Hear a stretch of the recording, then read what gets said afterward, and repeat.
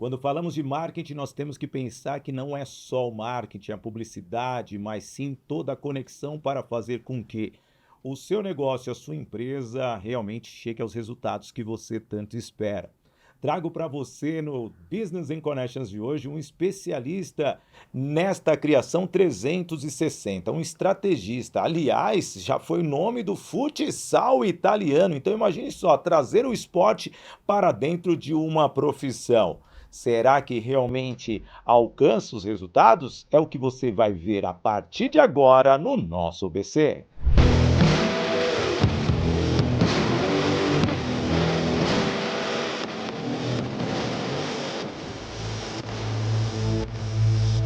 Alô, amigo, alô, amiga, seja bem-vinda, seja bem-vindo ao nosso Business and Connections de hoje, aqui no meu canal do YouTube, Sidney Botelho. Já peço para você se inscrever também no canal do YouTube do podcast Business and Connections, no canal do YouTube do Portal IG, no IG e também no IG Play. Seja bem-vindo e hoje nós vamos falar sobre estratégias de marketing, produção, uma pessoa que realmente pega toda essa cadeia para alavancar os negócios com clientes que eu posso dizer para você que são marcas. Ele é quase um Washington Oliveto, tá bom? Do setor. Gustavo Justo, que honra você estar aqui. Obrigado. É quase o Justus, né? Aquele famoso apresentador, empresário.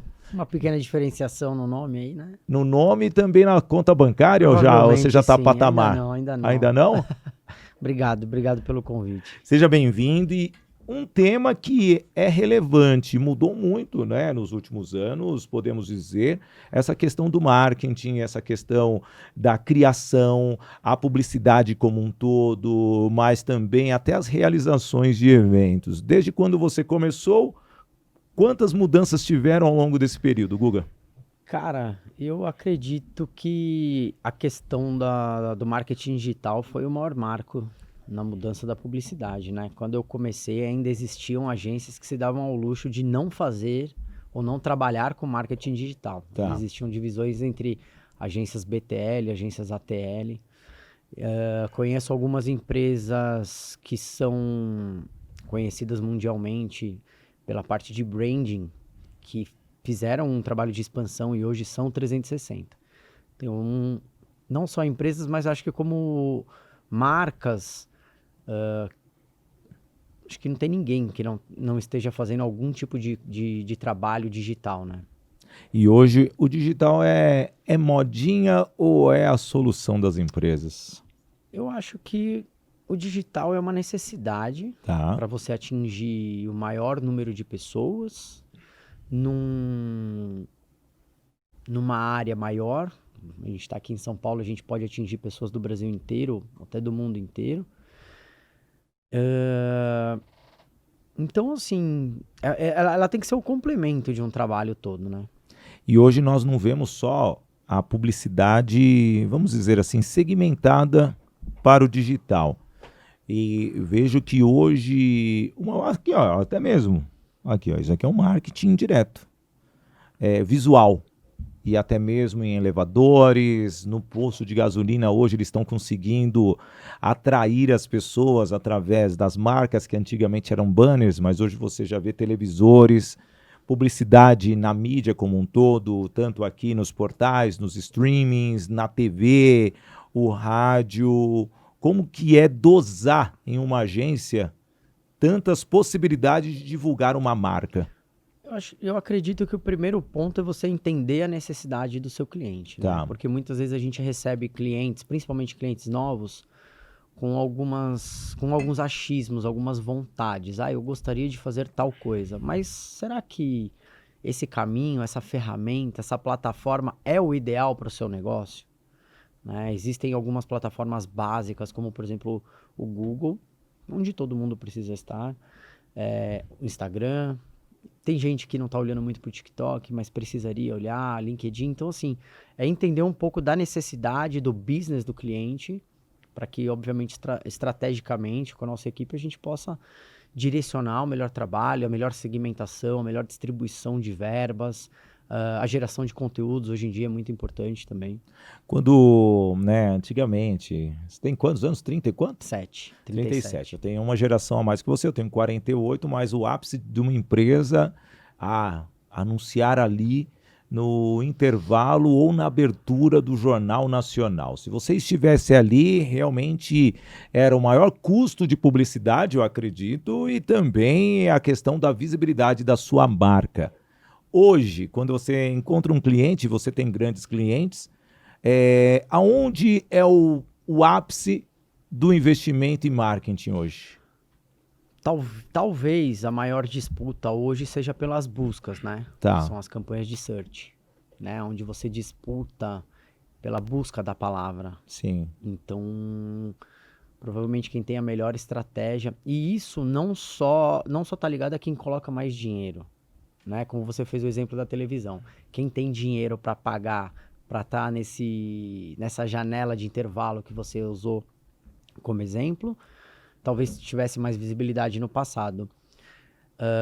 Hoje também não adianta você só ter muito dinheiro. Você precisa ter alguns pilares de sustentação do marketing digital para que esse exemplo que eu dei do search também faça sentido. Existem empresas que às vezes nem investem tanto, mas investem no que está ao redor disso, dando sustentação e também tem resultados. Então, mais uma vez, precisa entender a necessidade e o business do cliente. e é interessante o que você está falando, que as empresas hoje ouvem, aí, pô, tem que investir em tráfego, o importante é o tráfego. Sem tráfego eu não consigo alavancar o meu negócio. E o tráfego hoje é um investimento de publicidade, de marketing que tínhamos lá atrás. Sim. E a preocupação, muitas vezes, das empresas, da onde tirar esse recurso. Porque bate aquele desespero, vamos dizer, do empresário mais antigo, que ele estava no bairro, de atrair aquele cliente. E o cliente, muitas vezes, ele pode ser atraído numa sala de networking, pode ser atraído num elevador, num bate-papo, que seria o corpo a corpo. É fundamental para quem está começando hoje ter essa reserva financeira para tráfego ou não? Então, uma das primeiras perguntas que as pessoas fazem é assim, o que isso vai me trazer de retorno, né? Existe normalmente um período de testes, de aprendizado, até para que a gente possa responder isso. Qual que é o período de teste, Puga? Depende muito. Tá. Depende do canal Do que você vai setor, trabalhar, canal. depende do setor, depende do business do cara, se é serviço, se é produto, se é consumo. Depende em quantas plataformas ao mesmo tempo ele vai conseguir, vai ter disponibilidade financeira para estar atuando. E isso a gente acaba chamando até de conversão, né? Porque Tá. existe também uma questão. Existem várias questões na publicidade que acabam ficando mal explicadas, né? Existem muitas empresas por aí que prometem e muitas vezes não conseguem entregar.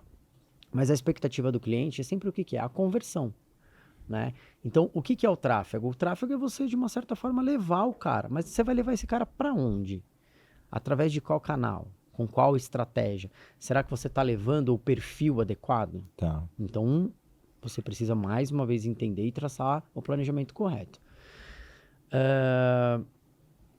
Fora isso, precisa existir uma boa e clara explicação para o cliente que, tudo bem, você está esperando só tráfego, mas você está fazendo um trabalho de retenção, você está fazendo um trabalho de pós, você está fazendo um trabalho de levar o cara até a tua plataforma, vamos dizer que é uma empresa que tem algum e-commerce, né? Então, você está fazendo trabalho de tráfego. Ok, você está levando essas pessoas para a tua loja. Mas será que o teu site é atrativo? Será que o teu preço é competitivo? Será que você tem estratégias para conversão? Porque muitas vezes você leva as pessoas para a tua ferramenta, para o teu canal e não converte. Então, será que era o tráfego que você estava esperando? Ou você pode ter muito tráfego e pouca conversão. Então, as estratégias elas precisam ser muito bem alinhadas com a expectativa do cliente e com o objetivo final. O que você está falando é algo que, se não planejar, que o planejamento é uma palavra que deixa as pessoas totalmente assustadas, Sim. mas se você não tiver um time, aquele eu empresário, ele não consegue fazer tudo isso. Eu estou trazendo essa mentalidade, porque eu vejo muitos empresários que criam a melhor estratégia, têm recursos, só que pecam justamente no visual, na retenção, no pós-relacionamento. E aí, quando você tem esse cara, como que vocês agem como agência? Porque para mudar a mentalidade dessa pessoa é complexo. Então, aí a gente tem que trabalhar em conjunto, Tá. né? O nosso time tem que trabalhar em conjunto, todas as áreas se conversando. Vou fazer um pequeno exemplo aqui. Quando a gente trabalha campanhas de performance, por exemplo, eu tenho o especialista da performance, que é o cara que vai me trazer os canais que eu tenho que trabalhar, os períodos, as segmentações, as sugestões de investimento. Mas eu preciso ter o cara que faz o criativo junto para que haja uma sinergia no trabalho e uma assertividade do que está sendo proposto e planejado estrategicamente para aquilo que vai ser criado e apresentado visualmente. E aí, possivelmente, eu vou ter uma conversão maior, porque eu vou ter uma estratégia que conversa com o visual, né? E eventualmente, a expectativa é de trazer o resultado para o cliente. Não sei se eu respondi a sua pergunta. Não, respondeu sim, porque é uma das situações que passam, e às vezes o empresário ele não enxerga que investi tanto em tráfego, não está tendo o quê? O retorno que eu esperava. Mas a agência está fazendo a configuração, está fazendo todos os detalhes possíveis dos parâmetros para que ele tenha esse resultado, e não vem. E quando percebe algo comportamental da empresa, do cliente. E existe uma outra coisa, né? Você fez uma pergunta para mim um pouco mais no começo, sobre quanto tempo dura um teste. Tá. Então, essa sinergia de equipe que eu falei, ela pode ser um primeiro momento e não necessariamente ela é 100% assertiva, né? Toda campanha de performance, ela tem um período de aprendizado, onde a ferramenta, a partir de um setup estratégico, ela vai começar a rodar, vai começar a aprender, vai começar a entender o comportamento do usuário que você determinou, as regiões, toda aquela segmentação, e ela vai começar a trazer alguns insights. O que é importante nesse momento? O importante é o monitoramento. Esse monitoramento vai trazer retornos para que a gente entenda se a nossa estratégia estava correta, se o nosso visual foi correto, e no meio do caminho é muito importante que você tenha dinamismo para eventualmente corrigir, fazer correções de rota de acordo com esses resultados parciais que você tem. Então, para o cara que entende pouco, o cara que tem disponibilidade, que tem uma disponibilidade financeira, que tem um bom produto, que já tem know-how no mercado, quando ele acredita que é o momento de investir no marketing digital, ele precisa entender as possibilidades, por onde a gente vai começar, de que forma a gente vai começar e os porquês.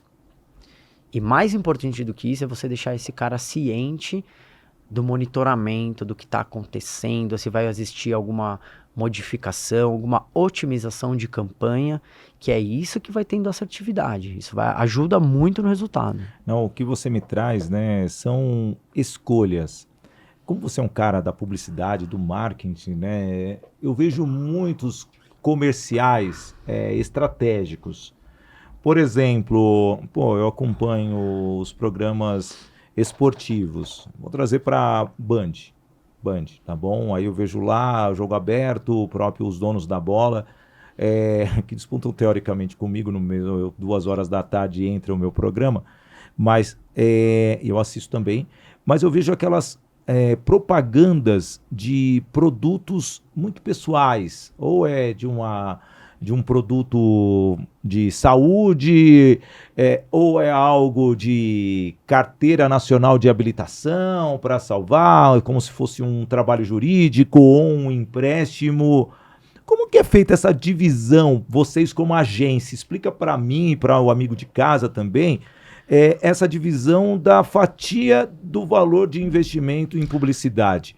Porque, querendo ou não, é algo que pela internet poderia ter uma atração, mas é um produto que está segmentado a um determinado público. Como que é feita essa análise? Fala para mim. Exatamente, é análise de público. Tá. Esse cara que provavelmente está fazendo essa inserção na televisão, num determinado horário, num determinado produto, ele também deve estar fazendo alguma coisa no digital. Tá. Né? Mas, muito provavelmente, existe uma fatia de mercado considerável nesse programa que ele está escolhendo, nesse horário que ele está escolhendo. Esses produtos de saúde que você está falando, eles têm uma certa pulverização de alguns canais, de alguns programas, de alguns horários. Isso, com certeza, é de acordo com o público. Não, é interessante isso porque, cara, é algo que sempre me bateu essa curiosidade. E hoje, quando um cliente chega, eu tenho uma franquia de óculos. Nossa, como que tem um aí que cresceu, que é a Marginal, e pega a Marginal inteira, eu não sei. Tem um shopping de óculos, né? Parece que a pessoa só tem cego, né? Pessoa com problema de visão no Brasil, né, cara? Pô, porque essa loja ela é iluminada. Primeiro que já dá para você ver de longe.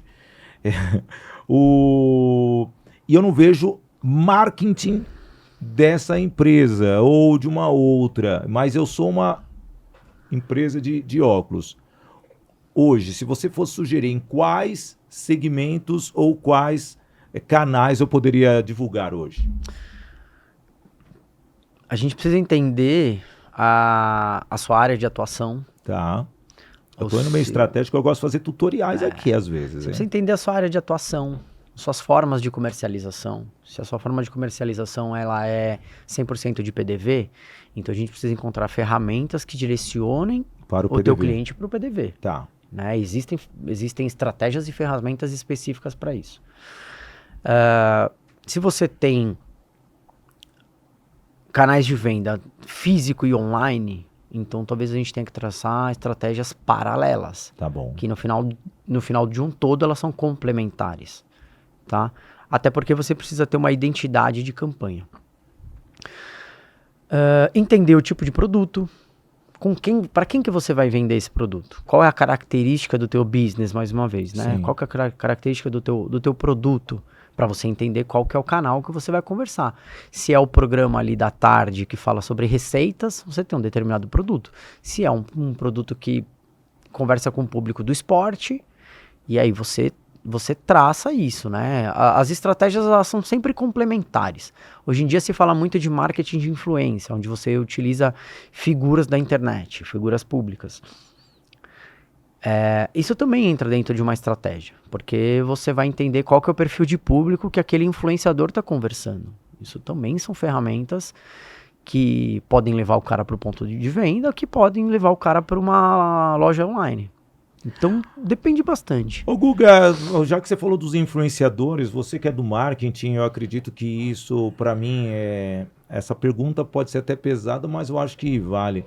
Eu vejo muitas pessoas que nascem, né? Tudo bem, aquela música do Titãs, 15 minutos de fama, tal, mas eu vejo muitos influenciadores que não influenciam nada. É uma pessoa que realmente não soma em termos de cultura, não soma, talvez, numa defesa de um certo setor, mas vejo que nascem influenciadores, assim, instantaneamente. Isso é a nível mundial, porque eu não vou ficar só aqui para o Brasil, o brasileiro, que gosta desse tipo. Mas vocês, como agência, vendo que tem um influenciador que realmente não é relevante, mas aquele cliente quer aquele influenciador por causa da popularidade. Como que vocês trabalham essa, articulação para mostrar o que é certo, o que é errado e aí completo? Como que nasce um influenciador? Mais uma vez, eu acho que a parte de planejamento estratégico ela é muito importante. Tá. Porque aí a gente tem que entender. Se o cara quer conversão, nem sempre o cara que tem mais seguidor é o melhor. Tá. Às vezes existem influenciadores com um número de seguidores mais baixo, mas com uma taxa de conversão muito boa. Então, o que o cara quer? O cara quer popularizar a marca dele? O cara quer fazer uma campanha de um determinado produto se tornar um viral? Então a gente vai onde tem alcance. Sim. O cara quer conversão, então a gente vai onde tem assertividade. Depende um pouco da estratégia, depende do tipo de produto. Eu particularmente gosto de influenciadores que, ou melhor, não é que eu gosto, eu acredito mais nos influenciadores que, dependendo da classe social, assim, eles trabalham com marcas, com conteúdos, e até o tipo de comunicação que ele aborda na rede social dele, que traga algum tipo de benefício para a pessoa, isso falando de produto, né? Se não vira banal. Uma vez eu conversei com alguns empresários de influenciadores que queriam trazer para algumas campanhas que nós tínhamos o maior número de agenciados deles. Eu, cara, isso não serve para mim. Não é o maior número que vai fazer com que a venda seja garantida. Até porque isso nada é garantido. Mas assim, eu prefiro aqueles influenciadores que tenham identificação com o seu público. Que aquilo que o cara fala, que aquilo que o cara vive, que o cara mostra, tenha identificação com o público. Porque senão se torna única e exclusivamente uma vitrine. Né? E aí vitrine para a marca ou para o influenciador? Para os dois. Pode ser algo que venha a somar ou porque destruir, sei lá. Tem influenciador que hoje ele está divulgando uma marca de caneca. O cara fez ali a publicidade dele, no dia seguinte ele vai fazer uma outra publicidade de uma outra marca de caneca. Então o influenciador não tem identificação com a marca, consequentemente não vai ter com o público. Então vai ser uma coisa só momentânea. Eu já prefiro pessoas que tenham identificação com a marca. O cara que eventualmente realmente acredita no produto, no segmento, que defende aquilo que ele está fazendo, e isso gera identificação com o público. Eu não gosto das coisas muito banais. Não, isso é interessante o que você está falando, e eu também gosto de trazer isso porque vejo muitos especialistas, né, profissionais da comunicação, do rádio, que antigamente era lá do rádio, gente. Todo mundo que você está vendo aí que faz sucesso hoje veio do rádio, eu sou um cara do rádio. Aí depois o cara foi para a TV e hoje está na internet. E às vezes nem sempre uma comunicação que você utiliza ali na ponta você vai ser atrativo da outra. Eu acredito que aqui trazendo o Ari Fontoura, né, é um grande ator. Na pandemia ele fez muito sucesso na internet e acima dos seus 90 anos e isso chamava muita atenção e ele não trabalhava a velhice como um todo, ele trabalhava o dia a dia dele ali para atingir o seu público-alvo e deve ter faturado muito, se tornando até mesmo uma das referências, que já era uma das referências. Ainda trazendo essa métrica, eu sei que você é um cara de agência, eu preciso de um porta-tablet que toda hora eu derrubo aqui, que eu fico ansioso, minha mão mexe muito. Porque eu vejo muitos profissionais da TV não tendo tanta audiência na internet. Como que faz essa junção? Público, linguagem, às vezes um erro de escolha. Às vezes o cara que tem muito sucesso, como você falou na televisão, ele não se enquadra com um determinado tipo de produto e você coloca ele para divulgar na internet. Então, talvez não seja o meio que está errado. Talvez você escolheu a figura errada para o produto ou para o serviço errado. Não, isso acontece em eventos também. Ô Guga, muito se fala hoje da agência 360. Hoje, uma agência de marketing, publicidade, ela pode segmentar, porque o marketing sempre é dito, quanto mais nichado for, melhor, você vai ser mais assertivo, você não vai ser tão generalista. Mas, ao mesmo tempo, vejo hoje que muitas agências estão realmente indo para essa questão de abraçar todo o ecossistema. E esse ecossistema, obviamente, precisa de especialista. E aí, duas perguntas em uma, porque nós já vivemos um mundo de falta de mão de obra. E, ao mesmo tempo, fortalecer um time dessa forma, de uma forma tão genérica, não é prejudicial para quem defende nichar tudo isso? Eu acho que é uma questão de escolha. Realmente, o 360 ele não é fácil, até porque é complicado você encontrar profissionais que tenham tido vivências 360.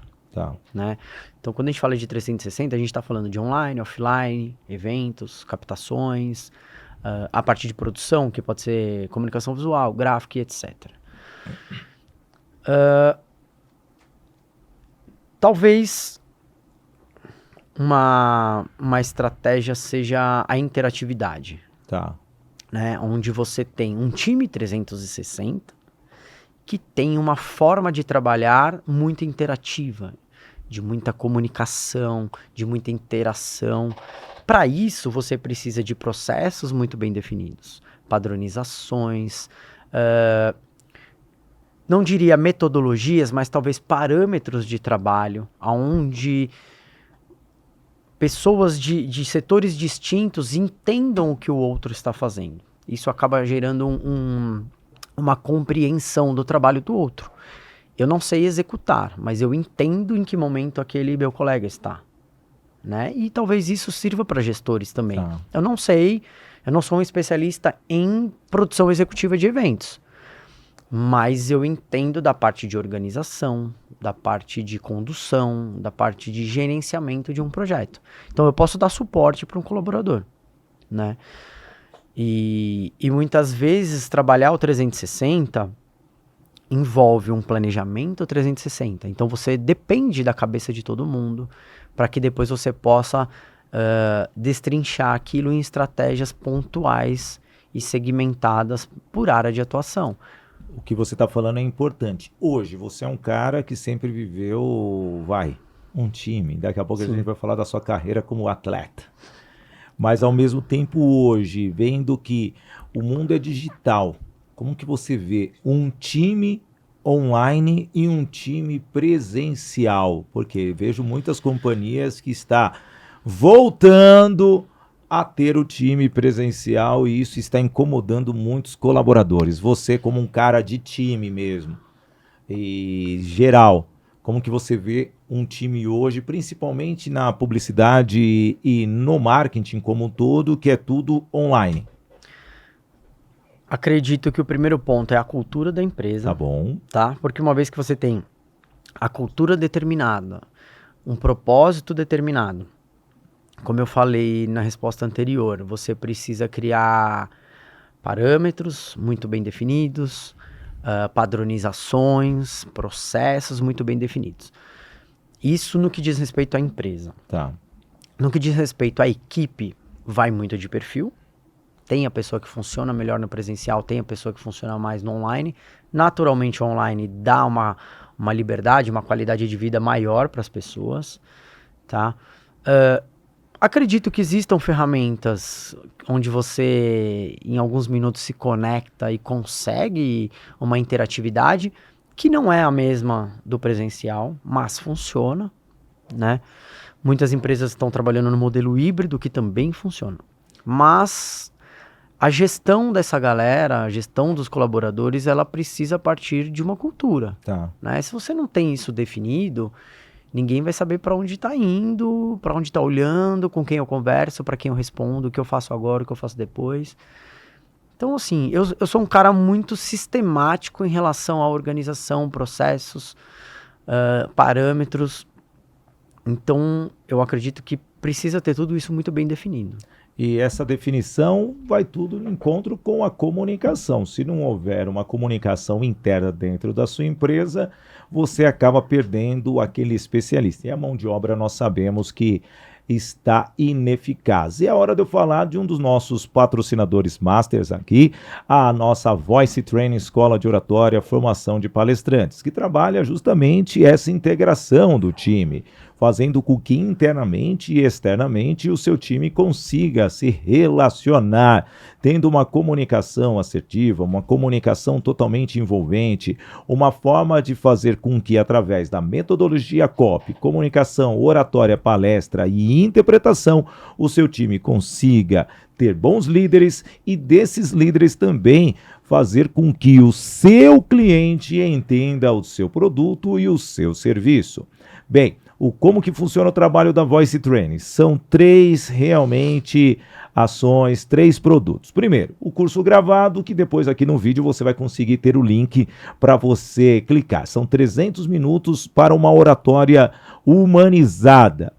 Também tem o curso regular, basta você ver a próxima turma do curso de oratória COP. Agora tem inteligência artificial para que você possa se desenvolver e utilizar a tecnologia a seu favor. E também tem a mentoria individual, QR Code na tela, para você que quer ser um palestrante, um treinador, você escanear esse QR Code e ao mesmo tempo você agendar a sua sessão experimental.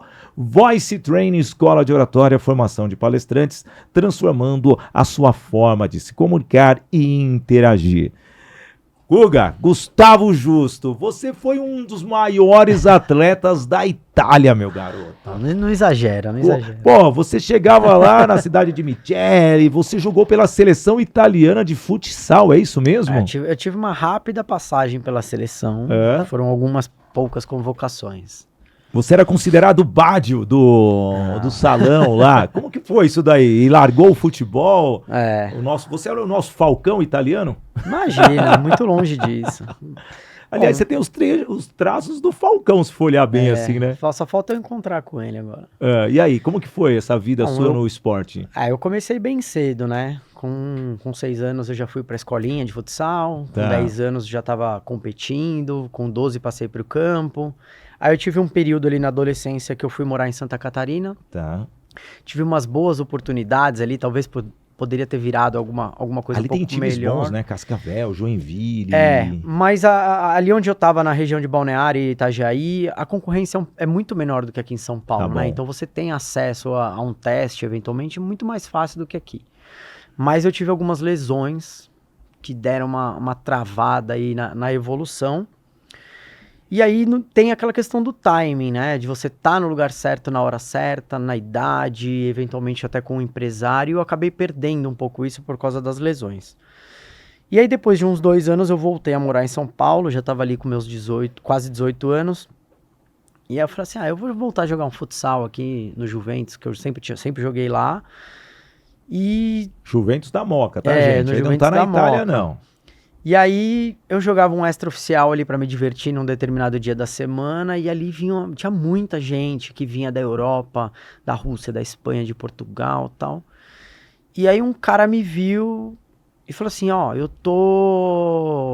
cheguei agora da Itália, eu já jogo lá há uns 10 anos, tô com um projeto aqui, vou alugar uma quadra, vou fazer uma peneira aí durante alguns meses e eu vou levar uma molecada pra lá. Eu vi você jogando, mas eu queria que você fosse lá fazer uns treinos comigo. Eu falei, tá bom. E aí, não sei, já faz algum tempo isso, não sei se foi no primeiro ou no segundo treino, assim, ele já chegou e falou, cara, você tem descendência italiana? Eu falei, não, eu tenho. Eu falei, então começa a correr atrás dos documentos que eu vou te levar embora.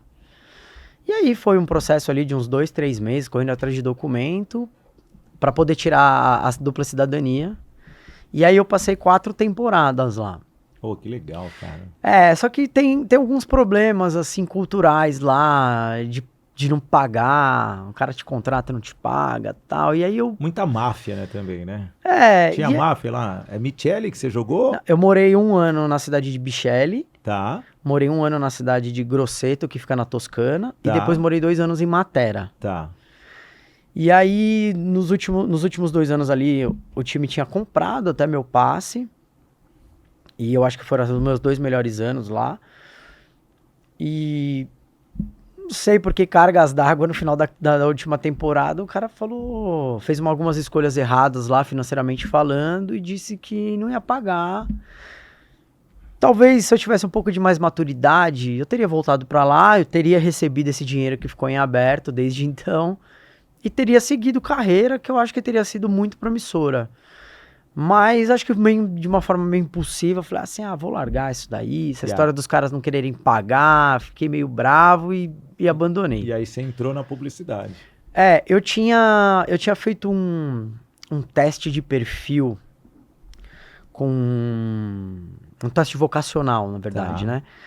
Numa faculdade com uma turma lá de formandos em psicologia, e aí falaram pra mim, teu plano A, pelo que eu tô vendo aqui, é o esporte.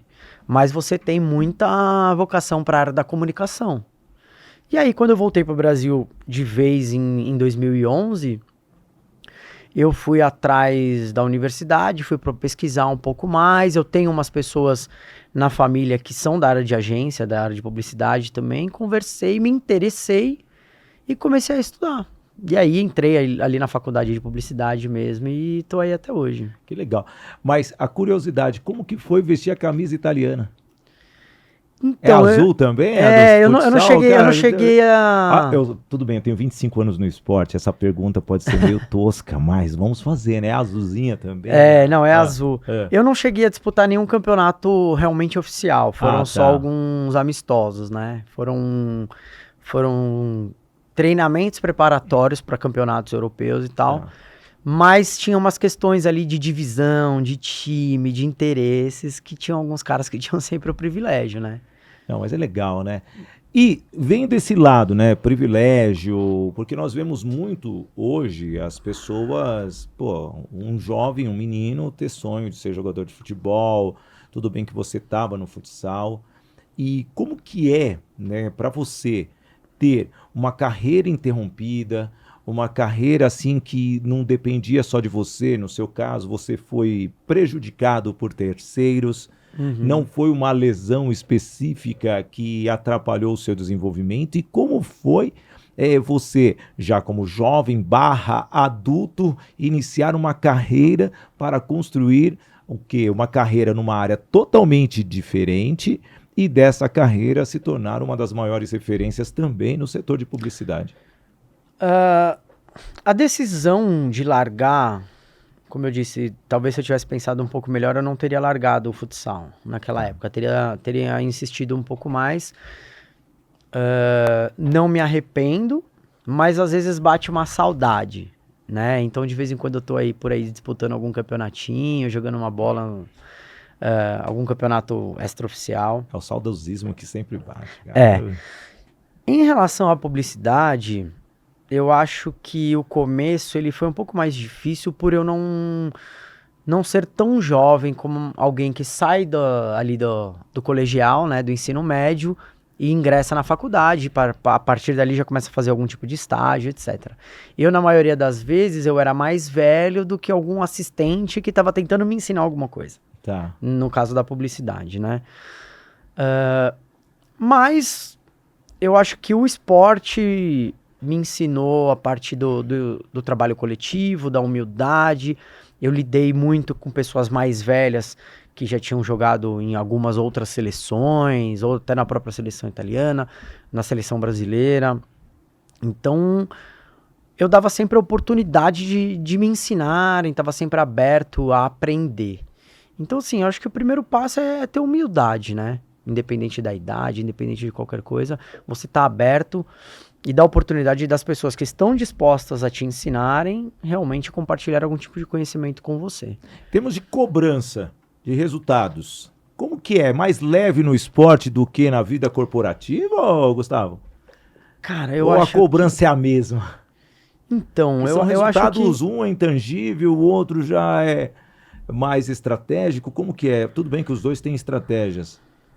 Então, eu acho que tem muitas semelhanças, né? Tá. Tem aquela cobrança imediatista, que é o resultado, né? Que no caso do futsal seria uma derrota ou uma vitória.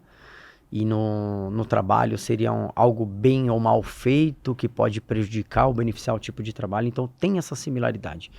Talvez no esporte você tenha uma forma de cobrança que se permite ser um pouco mais explosiva ali, de momento, onde você esbraveja e acaba ali dentro das 4 linhas, né?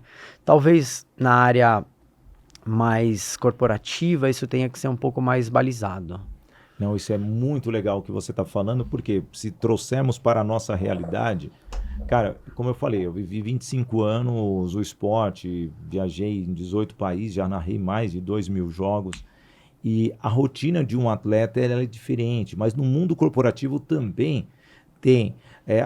O atleta termina o jogo, ele vai embora, mas ele tem os treinos. Na vida corporativa é a mesma situação, e o treino é uma reunião com o colega para definir um escopo de um projeto, é a reunião com o líder, é a reunião com o cliente. Pô, isso daí é um desgaste emocional e também físico.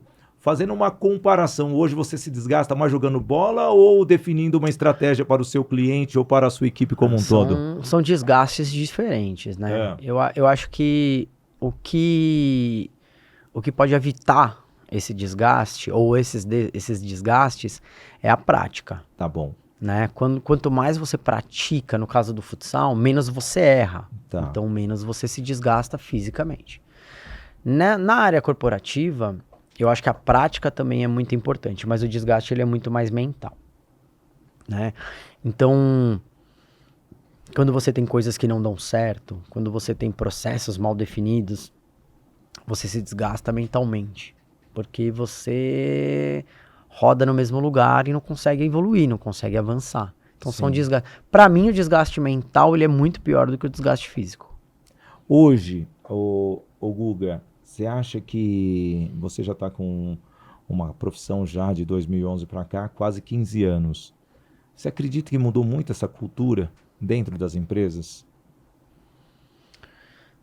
Eu acho que a cultura como um todo mudou, né? Hoje em dia, a cultura da galera mais nova não permite algumas coisas, né? Algumas falas, alguns tratamentos. Na área da publicidade, o que eu acredito que muda muito, até pelo advento da internet, das mídias digitais, o que mudou é a velocidade da comunicação, né? Hoje em dia você não pode perder o timing de nada, senão você já ficou para trás. Trazendo um pouquinho aqui, ô Guga, hoje, agora voltando na parte da publicidade, como trabalhar a diversidade, irmão? Trabalhar todos os gêneros, diversidade, o cuidado de escrever um texto ali que vai para uma mídia específica, como que é esse cuidado? E depois eu vou trazer uma outra, já complementa se quiser, como uma agência tradicional faz para abrir a mente e trabalhar com essa diversidade? Cara, eu acredito que a diversidade ela faz parte do nosso universo atual, do nosso dia a dia. Eu não tenho nenhum tipo de problema com relação à diversidade. Sim. O meu único problema é com comportamento. Seja a pessoa de qualquer diversidade, como você falou. Educação, respeito, para mim não tem classificação. Em relação ao trabalho, ao conteúdo e etc., a gente precisa realmente ter cuidado. Não tem para onde correr. Depende muito do que você está falando, né? Eu vim de uma experiência bastante recente no universo agro. Tá. Então, você fala muito sobre produto, sobre solução. Você não entra tanto nessa seara que atinge o público diretamente como um produto de consumo, né? Então, até que num passado bastante recente, eu não tive tanto que me preocupar. Mas sim, você tem que se preocupar. Dependendo do que você está falando, do que você está comunicando, por onde você está comunicando, é uma preocupação. E o agro é algo que movimenta o país. Existe ainda aquele fazendeiro ogro, né? Não sei, cara, eu tô usando. Porque, cara, é o cabeça fechada. Os mais antigos. Os mais antigos. Os mais antigos. Porque, os mais atuais, não. Eu tive em algumas fazendas no ano passado, eu passei uma semana em Campo Grande. Tá. Fazendo captação de conteúdos, né? E existe uma diversificação bastante grande. O cara que é da agropecuária, ele tem um perfil. O cara que tá mais ali em cultivos gerais, como por exemplo café, cana e etc., é um outro perfil. Tá. Né? O cara da agropecuária, da pecuária em si, eles são caras muito mais esclarecidos, são caras que estão realmente conectados, até pelo tipo daquilo que ele está lidando, que é o gado, né? Mas assim, eu acho que essa pergunta que você fez, eu acho que eu enrolei um pouco, mas a pergunta que você fez, a característica do cara mais fechado são os mais antigos. Os caras mais atuais, eles estão bem conectados. Bem conectados. E, aliás, a tecnologia ela está totalmente dentro do agro. Realmente teve a AgriShow e praticamente os caras trabalham essa tecnologia de uma maneira, e o agro como um todo é um setor tão rico para as pessoas inovarem. E, ao mesmo tempo, o que eu vejo, a comunicação ela é ampla, mas o que nós vemos como consumidor, muitas vezes, é um marketing mais direto ao produto. Porém, como trabalhar o marketing para quem quer chegar nesse fazendeiro? Então, a primeira coisa em relação a esse segmento é que existem muitas regras e leis, né? Que você não Tá. pode divulgar produtos por serem produtos químicos, né? Sim. Então você trabalha a comunicação muito falando sobre o problema e como resolver, como prevenir. Então a gente, de uma forma geral, a gente está falando sempre de solução, Tá bom. né? Para chegar nesse cara, existe sempre o intermédio do cara que trabalha no campo. Tá. Então é o cara que vai chegar no fazendeiro, ou no pecuarista, e vai mostrar pro cara os malefícios de não tratar e os benefícios de utilizar determinados produtos. Então ainda precisa existir o trabalho, o propagandista. Precisa existir. Eu fiz um trabalho para Balagro no ano de 2024, 23 e 24. Os engenheiros agrônomos trabalharam a comunicação como um todo, a oratória, para eles fazerem essa divulgação. Nossas esposas, né, são propagandistas da área da indústria, né? Então, por coincidência, é algo que realmente... A gente também vive um pouquinho, né? Vive disso, né? A gente vive cheio de produto em casa, né? Verdade. Ainda bem que a nossa pele é bem bonita, que elas trabalham na área da dermatologia, né? É isso. A gente se salva. Guga, estamos caminhando para o final, mas deixa eu falar só rapidamente aqui que nós temos o apoio da agência Soul Digital. Também temos a Doco Technology. A Doco Technology é aquela empresa que tem o Bitrix 24. A Unielas Marcas e Patentes, registrando a sua marca, fazendo com que a sua marca seja realmente segura. Também temos a Toye Treinamentos, levando o método Agir para Vencer para você, aonde você estiver, principalmente para motivar o seu time. Temos também a Toye Produções e Eventos, produzindo os maiores eventos de São Paulo, fazendo com que o seu congresso, a sua feira, seja realmente atrativo. E a Voice Training, Escola de Oratória, formação de palestrantes, a nossa patrocinadora master, formando você num executivo tão completo quanto o Guga, é justo, fazendo com que a comunicação chegue de uma maneira assertiva e seu time realmente se relacione. Voice Training, Escola de Oratória. Guga, deixei essa pergunta para o final. Hoje, se você fosse escolher uma profissão, era o esporte ou realmente fazer esse 360 graus, mudando a cultura de uma empresa através do produto chegando até o consumidor final? Eu sou bastante realizado na minha profissão corporativa. Eu gosto bastante daquilo que eu faço. Tem suas nuances, tem suas dificuldades, né? O mercado da publicidade é muito volátil, né? Um caso de pandemia, a primeira coisa que o cliente corta é verba de marketing, então impacta diretamente. Existe um número de concorrentes muito grande, então é um mercado muito competitivo, mas eu gosto muito, gosto principalmente dos projetos que dão a sensação de pôr a mão na massa, até mais do que o digital, apesar de ser uma coisa indispensável, né? Pela minha idade, eu já não tenho mais como escolher o futsal, né? Se eu pudesse voltar lá atrás, eu acho que eu teria insistido um pouco mais. Mas se eu tivesse que escolher uma profissão corporativa, eu manteria a publicidade. É isso daí. Gustavo Justo, sendo justo nas respostas. Eu agradeço muito, meu amigo. Muito obrigado. Você que é um consultor, você que está aí pelo menos em umas 320 agências, levando a sua sabedoria. Você quer ele, tem várias aí para ele ajudar na transformação. Para mim foi um privilégio recebê-lo aqui no Portal IG e também no Business in Connections. E até a próxima, meu garoto. Valeu, muito obrigado. Gostou? Foi terrível ou não? Foi legal? Foi ótimo. Gostou de participar do BC? Vou esperar o próximo convite já. Então bora. Obrigado, bora fazer uns patrocínios aqui, é o que a gente espera, viu, gente?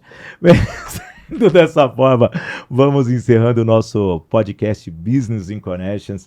Sem dúvida nenhuma, trabalhar a publicidade, a propaganda é algo que a sua empresa precisa. Então, você, empreendedor, não corte aquela verbinha do marketing, é muito importante, mas que caiba no seu bolso, claro. E cabe no seu bolso você deixar aquele comentário aqui no nosso Business in Connections, no meu canal Sidney Botelho. Já peço para você se inscrever, você compartilhar, está também no podcast Business in Connections no YouTube, no canal do YouTube do Portal IG, no IG Play e no próprio Portal IG como um todo.